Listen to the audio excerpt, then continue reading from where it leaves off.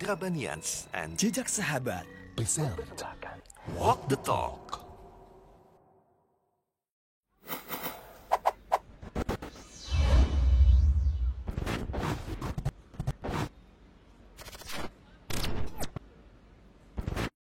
Bismillah, Assalamualaikum warahmatullahi wabarakatuh. Waalaikumsalam. Alhamdulillah, wassalatu wassalamu ala rasulillah wa ala alihi wa sahbihi ajmain amma ba'd. Brothers, sisters, Drabanians dan juga para sobat Jejak Sahabat, kembali kita berjumpa di program kolaborasi antara Drabanians dan juga Jejak Sahabat, sebuah video podcast dengan tajuk Walk the Talk. Masya Allah, kita akan berdiskusi ya. Berdiskusi bersama guru-guru kita. Alhamdulillah telah hadir Ustaz Muhammad Khalid Syar'i dan juga Ustaz Abdullah Maratan. Alhamdulillah. Dan kita akan membahas tema-tema yang hype antara Bandung dan Jakarta gitu ya. Jakarta, ya. Dan masih bersama senior sahabat saya nih, Kang Doni. Ya, sehat ya? Alhamdulillah. Alhamdulillah ya, Alhamdulillah, Masya Allah. Teman sekalian, program ini akan kita tayangkan di dua platform ya, baik di medsosnya Rabanians maupun medsosnya Jejak Sahabat. Jadi kalau teman-teman main ke Jakarta, main ke kajian Rabanians ya. Buat teman-teman Jakarta yang main ke Bandung, mampir di kajian serunya Jejak Sahabat, insya Allah. Dan semoga Allah mudahkan pandemi berakhir ya saya, sehingga kita bisa berjumpa dengan Ustadz dan teman-teman di kajian offline, insya Allah ta'ala. Baik teman-teman sekalian, dan insya Allah kita akan membahas tema yang Masya Allah lagi hype untuk anak muda. Ya. Selalu hype, Masya Allah. Anak muda dan anak lewat muda dikit juga boleh. Tapi segmen kita saat ini anak-anak muda hijrah, Alhamdulillah saat tentang semangat menikah nih, Masya Allah. Emang terbersih di pertanyaan teman sih ya, teman bahwasanya setelah mulai belajar ngaji, kok entah karena like-nya bagaimana, kok terkesan ketemu akun-akun dakwah tuh kok nyemangatin nikah tuh ya, gitu kan, tentang kita menikah dan sebagainya. Semangat sih, pengen, cuman kan gue baru belajar nih bro, atau kan saya teh masih baru belajar, pengen kerjaan dulu gitu ya. Ya kan, pengen mapan dulu gitu, dan sebagainya. Nah kan menarik nih ya untuk kita simak ya, dan setelah mungkin nanti sebelumnya juga kita akan tayangkan bagaimana fenomena di lapangan. Mungkin ini akan menarik untuk kita bahas ya. Masya Allah. Dan kita akan langsung mulai saja. Pertanyaan pertama, jeng-jeng, silakan ya. Gini Tat, nikah nih. Kenapa sih harus nikah? Masya Allah. Dengan kata nikah semuanya bangkit. Masya Allah, Masya Allah. Artinya memang Allah Subhanahu Wa Taala menjadikan fitrah untuk berpasangan itu memang kuat sekali pada setiap dari kita itu. Jadi kalau ada yang mengatakan saya sih nggak tertarik nikah deh Tad, itu dia sedang membohongi dirinya sendiri sebenarnya. Masya Allah. Ya, dan fitrahnya adalah menyukai pasangan lawan jenis, bukan sesama jenis ya. Dan memang nikah ini kalau kita lihat bagaimana Islam mengajarkan pernikahan, itu tujuannya satu sebetulnya. Yang paling penting dari semuanya, semua tujuan nikah itu adalah al-afaf. Al-afaf. Ketika seseorang mampu menjaga kesucian dirinya. Karena kalau dia sudah bisa menjaga dirinya dari apa yang diharamkan oleh Allah, insya Allah hanya rahmat Allah dan kebaikan yang datang kepada dirinya. Masya Allah. Jadi memang kalau kita dengar seperti yang dibilang Kak Alvin tadi ya, wah ngedorong nikahnya kadang-kadang bikin kita pusing gitu kalau masih jomblo gitu ya. Wah, kalau betul-betul sendirian, itu memang begitu luar biasa dorongannya gitu. Tapi memang nikah itu kata Rasulullah SAW juga nikah sunnati. Jadi ini bagian dari syariat sebetulnya. Nabi Muhammad SAW itu justru mencela pemuda yang kemudian bilang anak nggak akan nikah deh, anak mau ibadah aja. Masya Allah. Iya, Masya Allah. Dan beliau mengatakan saya ini menikah, kata Rasulullah SAW. Saya menikah. Artinya ini ada kebaikan yang besar tuh di dalamnya. Rasul bilang dalam satu hadis itu, kata beliau, fa'innaha atau fa'innahu ahsanu lil farji wa aghaddu lil basar. Nikah itu lebih menjaga, sangat baik untuk menjaga kemaluan dan juga pandangan mata. Apalagi di zaman sekarang ya. Masya Allah, di saat laki-laki perempuan sama, mereka tidak menjaga aurat, kemudian nggak ada batasan satu sama lain. Jadi nikah ini memang betul-betul solusi. Cuma yang jadi masalah, Rasulullah SAW itu mengatakan manis tata amin kumul ba'a. Nah itu berarti Rasulullah SAW itu kalau kalian punya kemampuan. Imam Nawawi mengatakan ba'ah di sini sebetulnya makna lughawinya kembali kepada, mohon maaf ya, jima gitu ya, Ya. kemampuan untuk bergaul dengan pasangan. Tapi juga kata beliau sekaligus kemampuan untuk bisa menikah. Hmm. Dan banyak di antara kita ini nggak berpikir panjang ketika akan menikah. Oke. Islam nggak menuntut kita punya harta banyak ketika menikah, tapi Islam mengajari kita untuk bisa bertanggung jawab. Masya Allah. Ini yang jadi masalah. Banyak anak-anak muda yang baru hijrah Oh, ke diri mereka sendiri, mereka belum bertanggung jawab. Artinya, waduh, masih pontang-panting sana. Bukan masalah uang, bukan masalah harta, tapi masalah tanggung jawab. Masya Makanya Allah. Rasulullah SAW itu ketika Wasallam. menikahkan seorang wanita yang sebetulnya ingin menawarkan dirinya kepada Rasulullah SAW, itu justru artinya Rasul tidak ada keinginan, ditawarkan kepada para sahabat. Ada sahabat yang sangat miskin, bahkan cari cincin dari besi aja nggak sanggup. Masya Allah. Tapi Nabi Muhammad SAW melihat Sallallahu laki-laki ini alaihi wasallam. mampu untuk bisa menikah. Maka Nabi tawarkan. Dan banyak kebaikan yang lain. Nikah itu sodakoh. Nah, setiap kebaikan yang dilakukan suami istri sodakoh. Ya, ngasih makan, kemudian mohon maaf bergaul. Semuanya sodakoh. Jadi Masya Allah dahsyat deh. Masya Allah. Ya, makanya kalau nggak pengen nikah ini aneh memang ya. Alah, bahaya Ustaz. Muskilah ini bahaya. Tapi artinya memang harus proporsional juga. Iya sih. Gitu. Jangan bablas, jangan bermudah-mudahan. Dan satu hal sih sebetulnya, laki-laki sama perempuan, mereka harus punya poin-poin yang dilihat gitu dalam Oke. pernikahan itu. Ada catatan yang jadi penilaian. Nah, masalahnya orang kadang-kadang berbeda, Tad. Ada yang kayaknya kalau cari akhwat itu kayak cari ustazah gitu ya. Masya Allah. Waktu itu standarnya tinggi sekali gitu. Luar Atau biasa. sebaliknya gitu ya. Masya Allah. Ilmu penting. Tapi pernikahan membutuhkan amal. Pernikahan itu membutuhkan bagaimana seseorang mengamalkan ilmunya. Dan itu yang agak sulit nih, meskipun di zaman seperti ini. Masya Betul Allah. nggak, Tad? Masya Allah. Masya Allah. Ya. Terinspirasi sekali nih. Masya Allah. Masya Allah. Nah, nikah ini menarik. Masya Allah, nggak siapa-siapa kalau bahas nikah mas seru lah pokoknya Masya Allah. Baik, dan Ustaz, intinya pertengahan ya Ustaz ya. Mungkin satu sisi kita melihat fenomena kan sebelum hijrah ya, udah ma'ruf gitu kan, melakukan pacaran dan sebagainya. Sehingga alhamdulillah kita mendapat taufik hidayah, ngaji. Ya memang secara fitrah sudah menggebu ya, cuman memang perlu dikritisi tuh masalah-masalah tentang tanggung jawab tadi yang saya sampaikan ya. Tanggung jawab Ustaz ya. Jadi gimana saat menyikapi antara menyegerakan ya kan ya, atau terburu-buru nih. Iya. Ya kan terlalu ngegas sih, kemampuan belum siap gitu, gimana Ustaz? Jadi benar, emang sabda Rasulullah SAW luar Sallallahu biasa ya. Man istata'a minkumul ba'ah. Siapa yang sanggup, ada ba'ahnya tadi tuh. Kemampuan dalam bergaul dengan istrinya, kemampuan dalam sisi ekonomi juga penting gitu loh. Pertanggungjawaban tadi. Ini masalah pertanggungjawabnya emang penting dalam pernikahan, sangat penting. Memang kita nggak butuh yang antum mesti, anak kalau nikah ini mesti ada rumah dulu, ada mobil dulu. Dari mana nih syarat ini? Ini syarat dari diri dia sendiri gitu loh, yang memberatkan diri dia sendiri nantinya. Tapi ada satu hal yang sangat menarik di ceritanya Nabi Musa alaihissalam. Ya kan, waktu Nabi Musa alaihissalam itu keluar dari Mesir, ya keluar dari Mesir, kemudian beliau alaihissalam itu berhenti di salah satu mata air lah, ya. Kemudian ada laki-laki di situ pada ngambil air di mata air tersebut. Pada saat laki-laki ngambil air di mata air tersebut, mereka ngambil banyak segala macam. Setelah itu mereka tutup lagi mata air tersebut dengan batu-batu yang berat dan banyak gitu loh. Sedangkan ada dua wanita yang lagi nungguin buat ngambil air itu. Mereka nggak bisa tuh ngangkat batunya. Jadi mereka cuma ngambil yang udah yang sisa-sisa aja. Ya Allah. Nabi Musa melihat seperti itu, Nabi Musa angkat batunya sendiri. Masya Allah. Dalam beberapa kitab tafsir itu kan dikatakan 10 kekuatan orang baru mampu mengangkat batu itu, tapi Nabi Musa sendirian. Masya Allah. Alhasil wanita ini ngambil air, selesai itu ditutup, wanita ini kembali ke ayahnya. Ayahnya bingung, kok airnya tumben penuh. Airnya kenapa bisa penuh? Si anak perempuan ini bilang, tadi kita ada yang ngambilin. Masya Allah. Ya, kata ayahnya panggil gitu. Panggil orangnya. Balik lagi perempuan ini ke Nabi Musa alaihissalam, dua perempuan. Datang, dia bilang, ayah saya manggil kamu nih. Akhirnya dipanggil. Dan Nabi Musa alaihissalam ikut sampai di rumah orang tersebut. Begitu sampai di rumah orang tersebut, si perempuan ini bilang, wahai ayah, kenapa nggak jadikan orang kuat ini nih pegawai buat kita, kerja sama kita, kerja buat kita. Karena dalam perkataan wanita ini, ya, fa inna khairu man ista'jartahu wal qawiyul amin. Karena yang paling penting untuk sebuah pegawai atau orang yang kerja sama kita dua sifat. Al qawiyyu al amin. Yang kuat lagi amanah.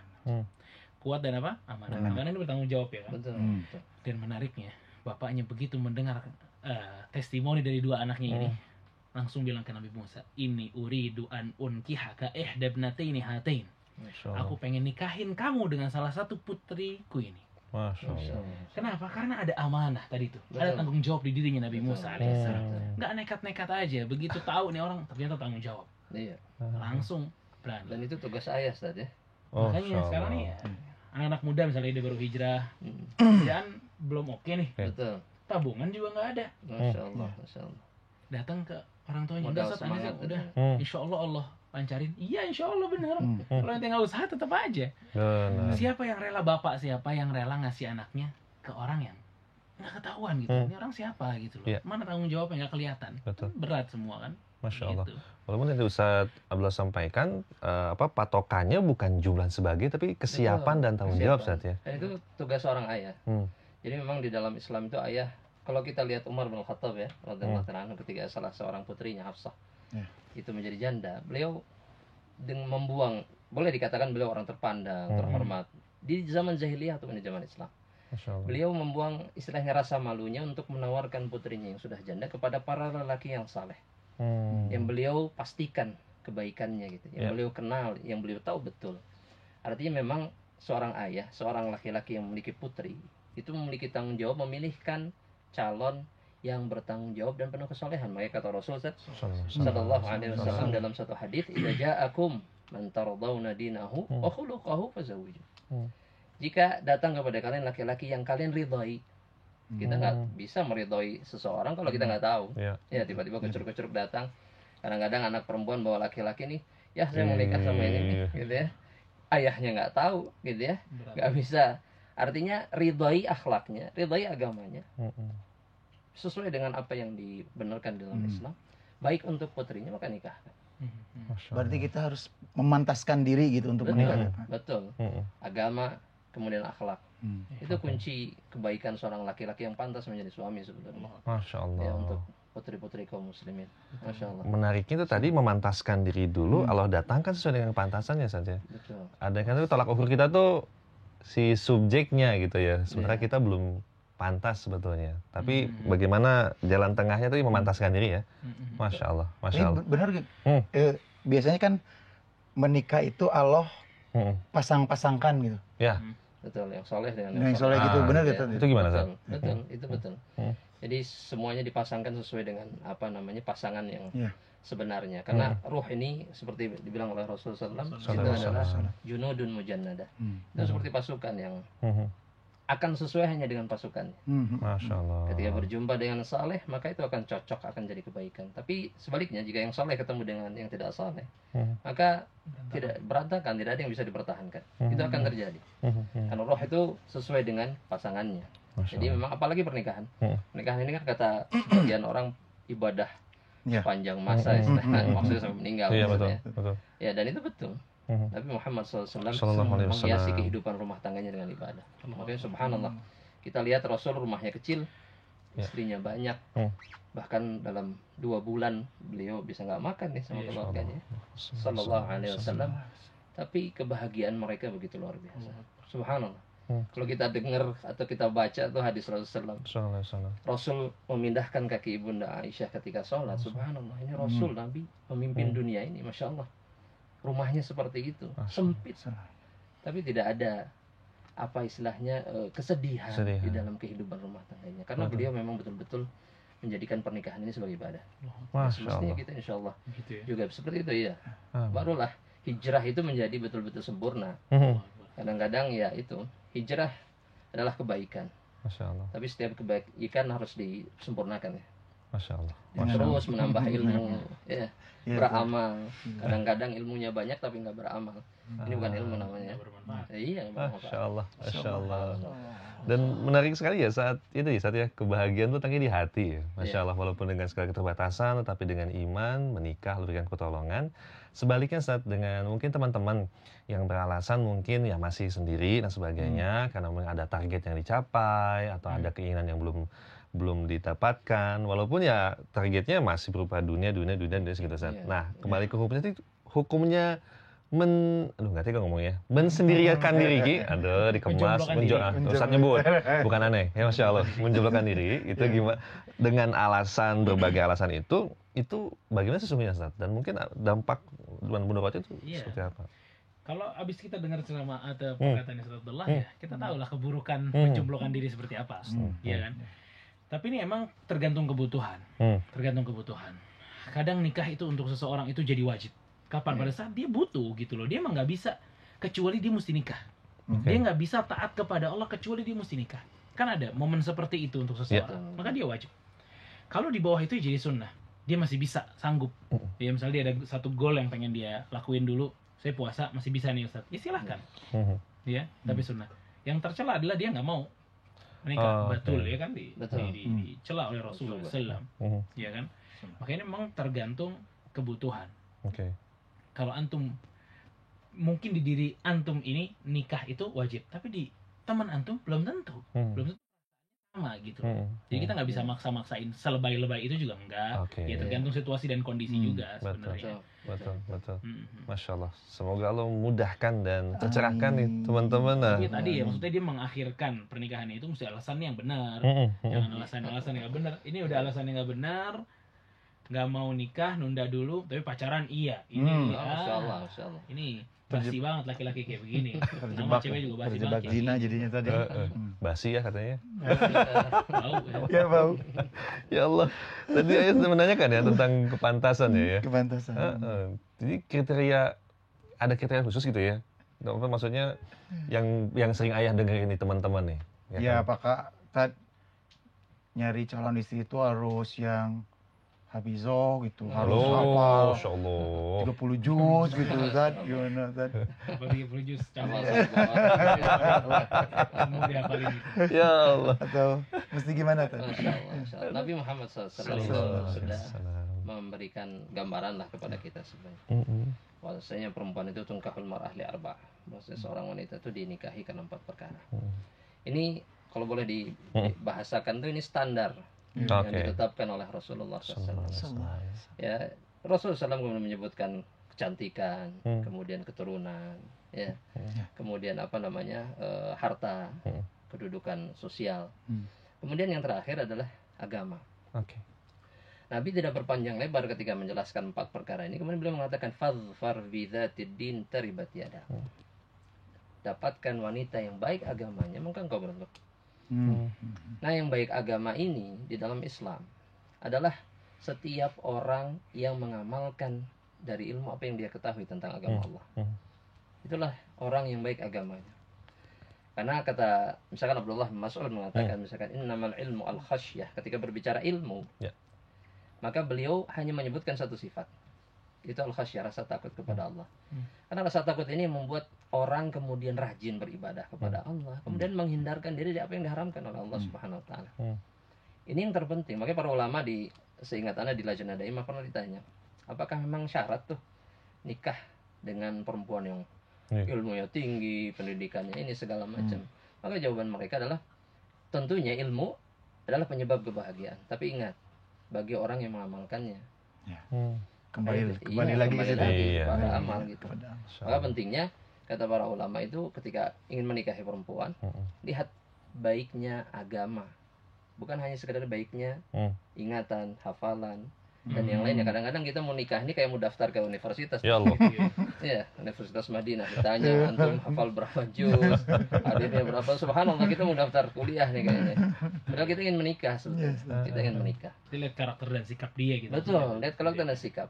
Karena karakter dan sikap agama seorang bisa dilihat, bisa dinilai, ya, bisa kita tanyakan kepada orang terdekat. Jadi memang saran anak nikah sama hafizah nggak ada masalah, itu kebaikan. Karena orang-orang yang menghafal Al-Quran itu orang terpilih. Masya Allah. Tapi bagi mereka yang mengamalkan apa yang mereka hafalkan, Masya Allah. kalau kita sudah bisa cek itu, insya Allah Bismillah. Masya Allah. Nikahilah perempuan yang seperti itu. Masya Allah. Hafizoh ya. Bagaimana dengan hari kitanya? Ikro berapa? Masya Allah, Allah mudahkan yang berniat. Dan sekarang kita beralih ke topik yang tadi sempat di-mention tentang teman-teman ya, penggiat-penggiat dakwah. di akun-akun medsos Ustaz ya, yang memang gencar sekali memberikan semangat tentang pernikahan, keutamaannya. Ada kalanya juga ya mungkin mensepet-sepet ya. Kita tahu sepet apa ya? Menyindir ya Main Allah. sarung dulu. Betul Ustaz ya Allah. Roaming. Kita program 2 kota nih ya, Masya Allah. Itu bagaimana Ustaz tentang nasihat Ustaz tentang akun-akun dakwah dan bagaimanakah yang sesungguhnya seharusnya ya? Kalau kita lihat sih sebenarnya Kang ya, akun dakwah nih jazakumullah khair ya, dia ingetin orang menikah dan lain sebagainya. Cuma kadang sesuatu tuh mesti pas. Oke. Sesuatu tuh mesti sesuai dengan kadarnya. Kalau kelebihan dia buruk, kalau kurang juga buruk. Iya kan? Kadang nih orang jadi mindsetnya gini, kalau anak ngaji berarti anak langsung nikah nanti. Gitu terus gitu. Gitu terus. Padahal sebelum di situ ada banyak hal yang mesti ente benerin juga gitu loh. Seperti tauhidnya, adabnya, itu perlu. Rasa tanggung jawab itu mesti keluar gitu loh. Jangan nekat-nekat banget gitu jadi orang. Makanya kita mesti ngerti skala prioritas dalam masalah hal ini. Yang mesti kalau hijrah itu yang dibenerin pertama kali itu adalah tauhid. Ini yang pertama. Makanya ini kayak seperti akun-akun dakwah. Makanya akun-akun dakwah ini subhanallah bukan menggalakkan masalah tauhid, masalah sholat dan lain sebagainya. Akhirnya mereka hanya konsentrasi dalam masalah pernikahan. Orang ini nggak semuanya butuh dengan itu. Ada yang butuh sholat. Kayak ada cerita waktu itu ya. Dia bilang, teman Ana nih baru hijrah, dia setiap buka akun dakwah hijrah isinya nikah lagi. Ana mau belajar sholat yang mana nih gitu loh. Nggak ada gitu loh. Makanya memang ini yang paling rame. Coba dakwah tuh bukan ngelihat yang paling rame, tapi apa yang dibutuhkan. Yang terpenting Ustaz ya. Betul. Yang terpenting itu dia fikir prioritas tuh penting untuk mengetahui mana yang lebih penting buat kita. Masya Allah. Nggak melulu masalah itu lah intinya gitu. Sesuai proporsional. Emang kayaknya sih yang buka akun medsosnya udah ngebet banget pengen nikah gitu ya. Jadi seolah-olah ya pas buka teh nikah terus gitu. Padahal banyak. Masya Allah. Dia yang dimaksud. Ya Allah, menarik sekali emangnya kalau bahas nikahan ya. Aduh, bisa panjang ya. Tapi Masya Allah ya, konten kita minimal memancing kita untuk mengkritisi diri dan terus belajar ya. Masya Allah. Belajar dan mengamalkan. Mantap, Masya Allah. Jazakumullah khair Ustadz, Masya Allah. Dan setelah bersyukur kepada Allah, berterima kasih kepada Ustadz yang telah berikan obrolan menarik Ustadz ya. Kita pun berterima kasih nih kepada teman-teman yang udah mensupport program kita di Drabanias dan Jejak Sahabat Walk the Talk. Hatur nuhun pisan, terima kasih banyak, thank you very much kepada teman-teman dari MK Clothing nih, Masya Allah yang udah support wardrobe kita ya. Masya Allah. Adem, ya Allah, ini buat acara nikahan juga pantas nih ya, Masya Allah ya. Tetap kelihatan muda. Kan? Jangan dibuka. Masya Allah. MK Clothing dengan bahan premium nih, antibakteri guys, Masya Allah ya. Dan sekaligus juga pesan dakwah ya. Wearing your message ya, Masya Allah, dan bisa buat hadiah kepada saudara, kerabat, teman-teman ya Ustaz ya, untuk bisa berbuat baik, untuk bisa ngasih hadiah dengan kaos-kaos dengan pesan dakwah. Terima kasih banyak. Ini ada t-shirt model kita, ada koko juga, banyak sekali. Silakan untuk bisa dilihat di Instagramnya, kepoin aja ya dengan MK Clothing. Hatur nuhun pisan MK Clothing dan Kang Uki, jazakumullah khair. Dan juga kita punya yang spesial pada kali ini mensupport kita yaitu guys, bakso Mas Tato, Masya Allah, dengan andalan mie ramen bakso. Oke. Ada Jika raosnya iya tuh bosan. Apa itu? Di sebelah saya ini owner nih Ustaz. Ya Allah ya salam. Memang nggak ada bosennya nih mie ramen dari bakso Mas Tato. Ada juga yang kuah andalan ya kan, kuah merahnya, bakso uratnya banyak banget. Cuman ini lagi program unggulannya nih mie ramen bakso Ustaz. Ini mesti dibaca. Yuk, Masya Allah, makan dan bersyukur bersama. Masya Allah. Silakan kepoin Instagramnya, langsung pesen atau langsung main, kita kumpul, tetap jaga jarak dan makan bakso di kedai di mana aja sih ya? Daerah di Jalan Ternate nomor 10. Ustadz ditunggu di sana. Wes, mantap lah. Saya enggak. Ustadz tunggu. Pelanggan tetap.